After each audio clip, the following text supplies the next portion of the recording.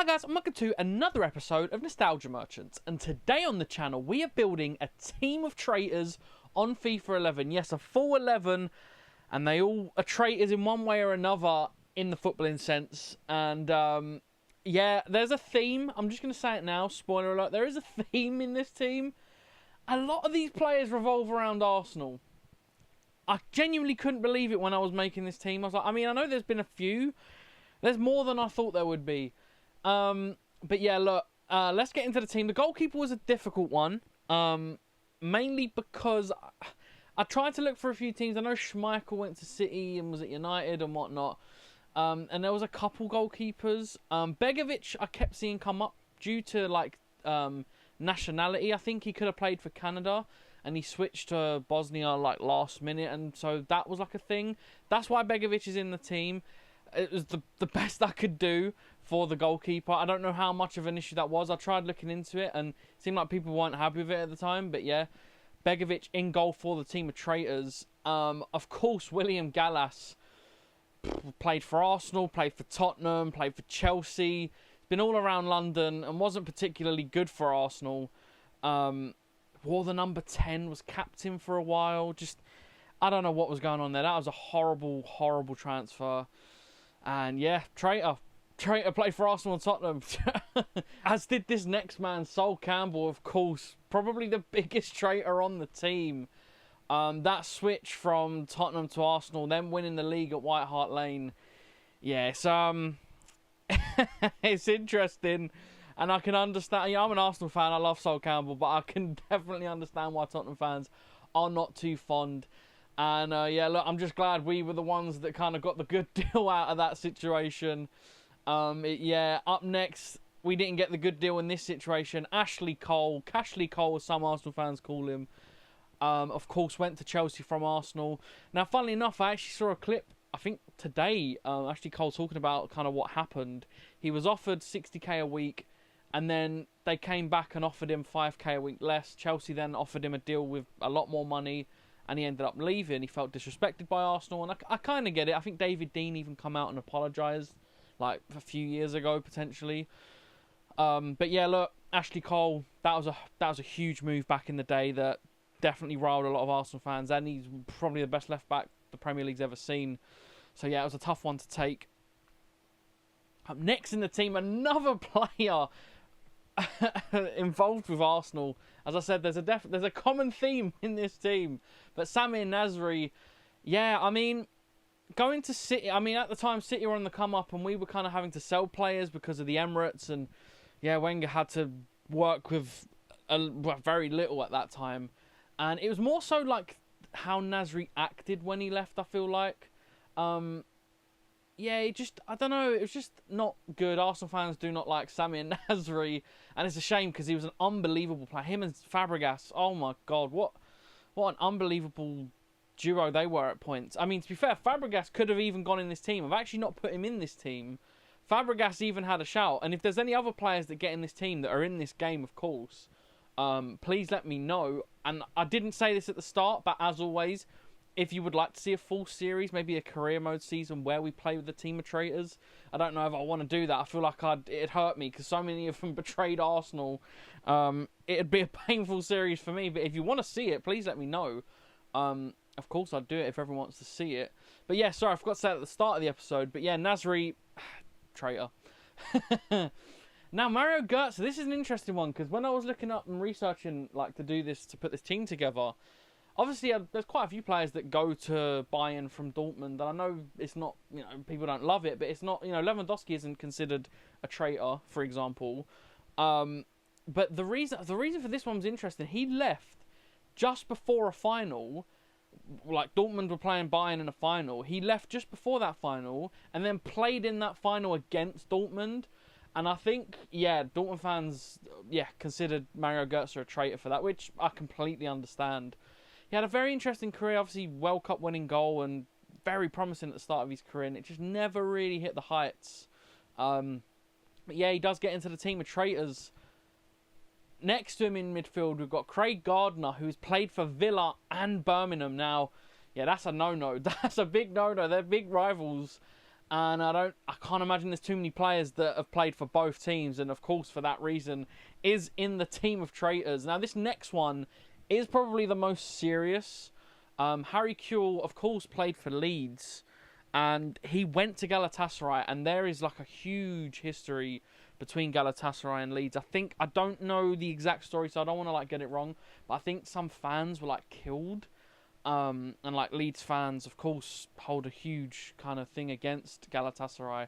Now, I don't know the details, so I don't want to go too far into that because it's pretty serious, and I want to try and keep it light. But yeah, when he went to Galatasaray, Leeds fans will never ever forgive for that. Yeah, that like Leeds and Galatasaray are a huge rivalry that maybe not many people know about. But it is based on very serious, things that happened. And yeah, this is probably the most serious traitor in the team. And let's quickly move on. We've got Robin Van Persie. This one hurts. This one hurts. Van Persie finally had a season where he was fit at Arsenal. 30 goals, got us top 4. Absolutely unbelievable season. Was captain. And then he left to go to Man U. And it paid off. He won the league and got what he wanted. But, man, that was a tough one. I was, how old would I have been? 13, I think, at the time when this happened. Around about there, 13, 14 years old. And he was like my favourite player at the time. Definitely not a fun summer. But the KSI video where he like quick sells a load of Van Persie's kind of helped. It's a very good video. If you haven't seen it, definitely check it out. But yeah, Van Persie, of course, on the traitor list. Ugh. Up next, Carlos Tevez. Wow, going from United to Man City. I think didn't City put up like a huge poster in Manchester saying like "Welcome to Manchester" or something like that, like a blue poster? Because I think United did it when he joined, and so City then did it again. It was like quite a funny little jab, but of course, going from City to United, or going from United to City, should I say? A big no-no, big rivals, City rivals, and yeah, pretty self-explanatory. Now, last but certainly not least in this lineup, Emmanuel Adebayor, another player linked to Arsenal. Now, it wasn't even necessarily the fact that he played for Tottenham. Of course, that didn't help, but when he went to City, he scored against Arsenal and run down the other end of the pitch and celebrated in front of the fans. I think stuff was thrown at him. I'm sure someone like threw a chair at him. I might have got that wrong, but I always had that in my head. Maybe it's like a Mandela effect, but yeah, Emmanuel Adebayor, definitely not liked by Arsenal fans. It was actually pretty decent for us as well. Went to City, and that's not even... It's funny because that was like... So obviously he played for Tottenham, and that's still like added to the hatred, of course, but it was the City antics that did it. But yeah, look, that is the full 11, a team of traitors, and it's an interesting one. It's a team that I don't love, I'll be honest. I don't love it. The formation's a bit wonky, but I've had to fit the team together. I mean, there's some really good players in there. I don't know if I'd love to do a full season, but if you really want to see it, let me know. We're going to get into a game, of course, against Tottenham. I probably could have done it against Arsenal, but we're here now, so we're just going to do it. And yeah, we're unbeaten in these squad building games, videos, should I say. We haven't lost a game yet. I think we've won every single one, maybe 1 or 2 on penalties, but we've not lost a game. And hopefully the team of traitors can keep that winning form going. But let's get into the game now. I've been waffling for way too long this episode already. And let's hope we get the win. And here we go. The team of traitors against Tottenham. Now, of course, I've put them into the MK Dons team. Anyone that knows the history of, obviously, Wimbledon that then got turned into MK Dons, and AFC Wimbledon then had to be created. And it's, yeah, it's a pretty... that story's pretty fascinating. MK Dons are not a loved club at all because of what happened back in the day, and I felt it was quite fitting to put the team of traitors into the MK Dons team. But yeah, look, we've got Tottenham, and obviously we've got some ex-Tottenham players playing against Tottenham, and hopefully the team of traitors... I don't even know if I want to win with this team, but I want to keep my winning streak going in these squad building episodes. So yeah, look, let's hope we can get the win and get out of this episode, because this is I don't know, man, this team hurts me a little bit. There's a lot of a lot of scars and bad memories from this team. But I'll tell you what, they're not playing bad football. Nasri out wide. Put a ball into the box. Adebayor's shot is blocked. And we had a decent chance early on in the game with the team of traitors. Tottenham on the attack here. Aaron Lennon, Gallas trying to defend it. It's a ball into the box, and we haven't got there. And somehow the ball's gone wide. That was poor all round. I thought that was going in. I'm actually surprised it didn't. Ball into Defoe. It's a bit of a calamity. Begovic nowhere near it. And we get lucky. And that is half-time. It is 0-0 going into the break. The team of traitors haven't had too much to offer. Tottenham there at the end of the half with a decent effort that I don't know how it didn't go in. But it is 0-0. We've still got time to turn this around and get the win. Now, I haven't got any bench players for this team of traitors, so we're going to have to do it with the starting 11. And let's hope we can turn this around. Here we go, second half. Tottenham to kick it off. And as I said, let's hope we can turn this around and get the win. Even though the team of traitors isn't a team I'm going to be proud about winning with. I just want to keep that winning streak going in these squad builder episodes. If the team of traitors were the one to end it, I could never forgive them, ever. There'd be no turning back.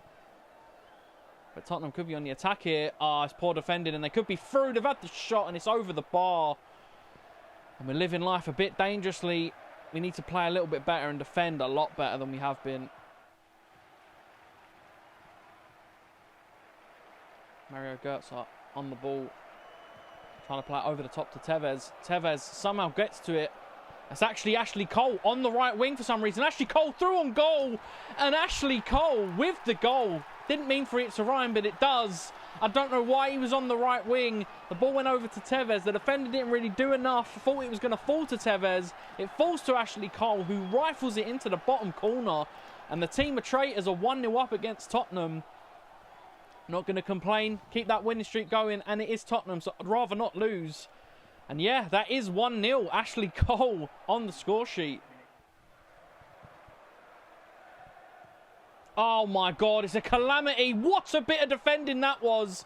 I was trying to play around with it at the back. We've nearly lost it. And was that Sol Campbell that slid in there to make the challenge? It was unbelievable defending. It was an open goal. And somehow we haven't conceded. Honestly, I can't believe it. That was incredible defending.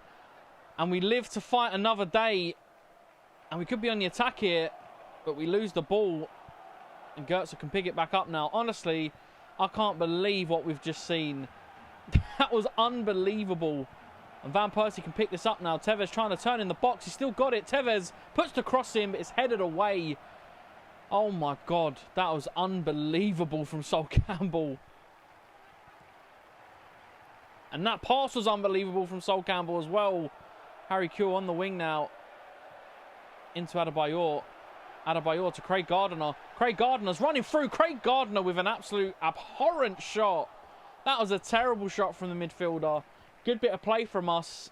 Probably should have ended on a shot with a shot on target at least. Oh, Tottenham are in here. And it's a shot that's gone over the bar. Very wasteful. I was a bit worried there, but Tottenham have not been good in front of goal. And hopefully that can stay the same.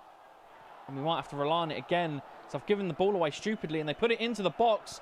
Into Jermaine Defoe. Jermaine Defoe hits it. It's a block. It's fell through. And I believe Lennon was offside. Ooh. Wow. It's getting a bit stressful at the end of the game.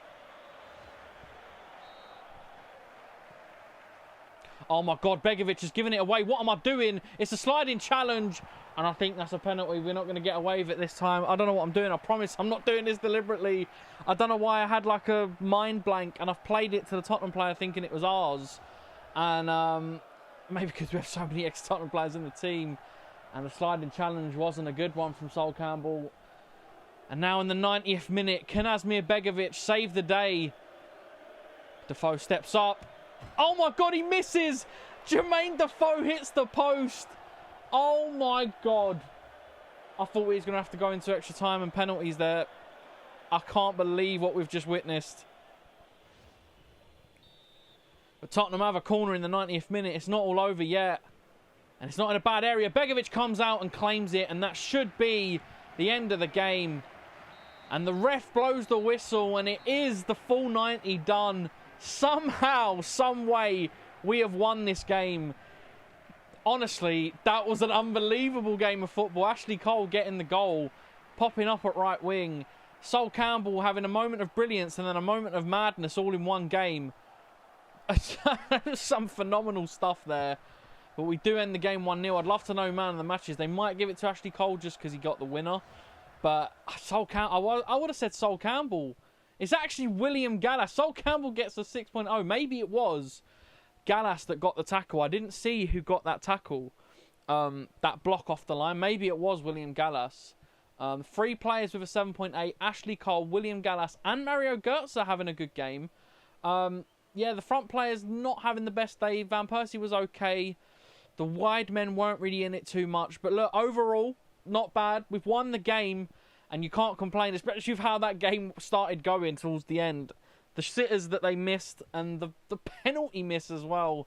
But look, if you want to see a full series with this team, please let me know. Obviously, I'd need to fill out a squad. So if you really do want to see a full series, I'm going to need to see the full, I'm going to need to have some more suggestions of players that could fill out a squad if we want to do a series of this. But if not, it was a fun one-off game, a team of traitors. And, yeah, we got the win. The winning streak continues. But look, thank you so much for watching, guys. And I really do hope to see you again in the next one.